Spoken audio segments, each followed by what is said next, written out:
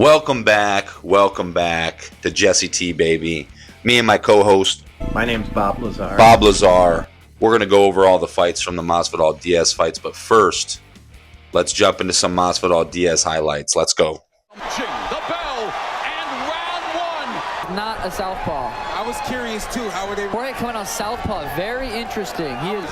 Well, Diaz is a southpaw. You're doing well, son. Come on, breathe. This was a nice calm. Punches, and Masvidal was able to effectively counter. Both guys just hustling the hands. Boom. And see Diaz. Punches. The most significant punch landed so far. Showboat into a 1-2. I ain't going yet. I ain't going yet. Releasing their shots. Not too bad. As we have a minute and a half left in the first half of the fight. Moving forward, I gotta ask you, Sugar. Moving forward. Tough. Ooh, nice. Double. The body, I mean, everyone's susceptible.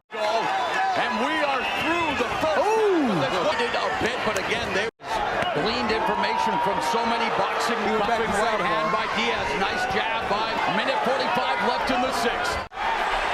But it's the volume by Diaz. If Nate can just keep this pace up. Body shot by left in the sixth.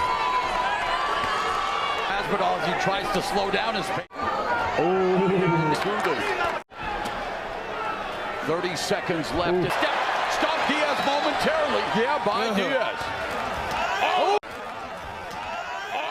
Let's take us through this, guys. There's that counter left. Roll as we look back at some of the action. The uppercut by Diaz being the A side, coming out loud. Diaz paid for those demands, but Go with some serious intent. Yeah. That's how you hurt somebody. in the seventh round. Clearly, both men took this fight very. Again, Masvidal. Diaz turns. Is Masvidal going upstairs? Punching. Absolutely. Masvidal winning this fight. I think that Masvidal. Nice combination right here from Masvidal. And you're right. Beautiful lead right off. Oh, the hugger. Yeah. Both these gentlemen for coming in here at 39 years old. Both these gentlemen for coming in. Nate Diaz. Yeah, I mean the number one shot put, and then Jorge Masvidal. We've always known him.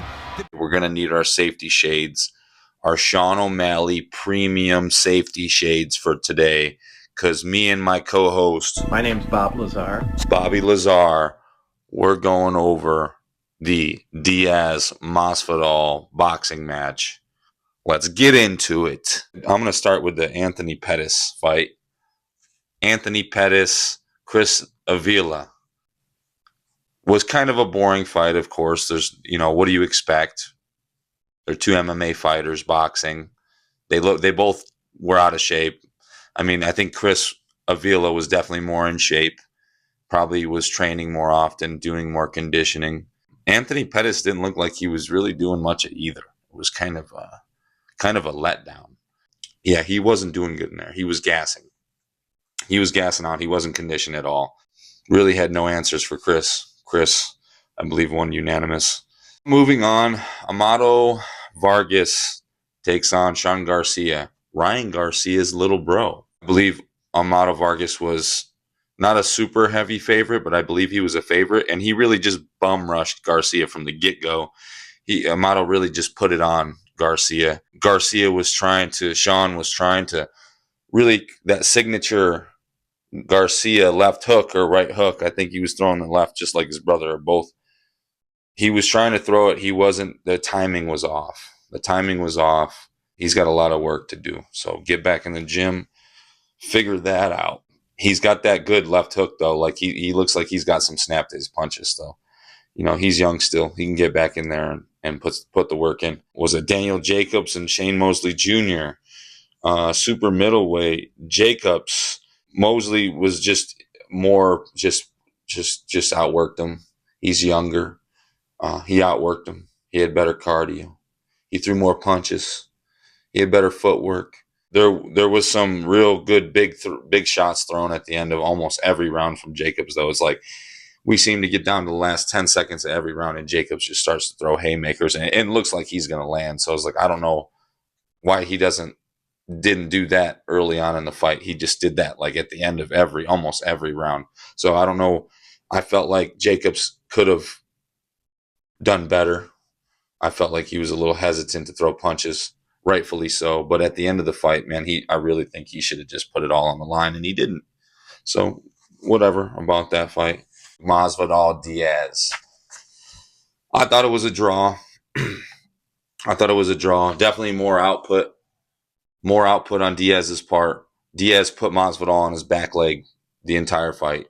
Masvidal definitely landed big punches, and Diaz ate them like cookies. Like, just was taking pretty good shots from Masvidal. Now, that being said, a lot of them were counter strikes coming off the back. Like, they were clean shots, but they weren't, he was never coming forward with any of them, really. I think he hit him with a couple of them coming forward, but I thought it was a draw. It could have went either way, in my opinion. I think they were too even. I don't think either of them really did enough to, but they're MMA fighters. We're used to watching these guys kick each other's ass in the cage, so it's a much different game, boxing. Sean O'Malley, he was commenting, his debut commentating. That was cool to watch. I thought he did a really good job. Sean Porter, I was cracking up. I'm like, Sean Porter's going to sit there. It was kind of disrespectful. He was like, I've never seen any of your fights. I've never watched any of your fights. How are you going to, at least watch a couple of his fights or some of his highlights on YouTube. Like, he was straight up told Sean O'Malley, like, I don't even know who you are, really. Like, okay, all right. That's cool. I thought O'Malley did really well, too. They all got along.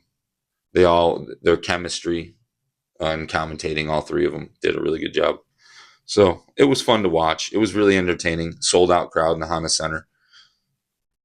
The crowd was hilarious, booing. Majority of the fights, just booing. I feel like probably because it may be more of an MMA crowd. I don't know. They expect more action, more knockouts. Boxing's different.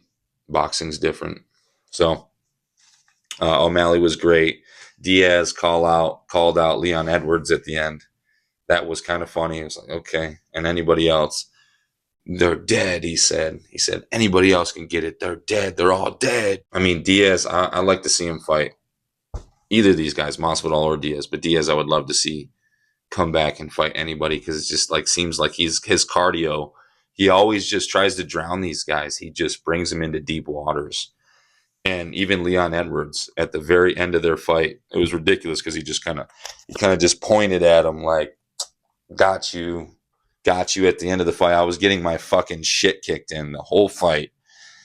I was getting sweeped. I was just getting completely dominated. But at the very end of the fight, he gives him a Stockton slap, set up for the right hand. Blam! It was dope.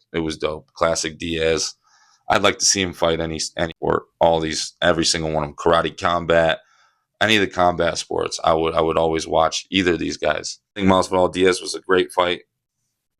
I think it was the best fight of the night. It was good, man. It was good. What'd you think about that, Bob? This time that I went in, there were hangar doors open. I went into the hangar door, and in the hangar door was the disc, the flying saucer that I worked on. I saw it sitting there, and we walked by it. It had a little American flag stuck on the side. And classic Bob. Thank you for joining in. We'll catch you next time. Over and out, baby.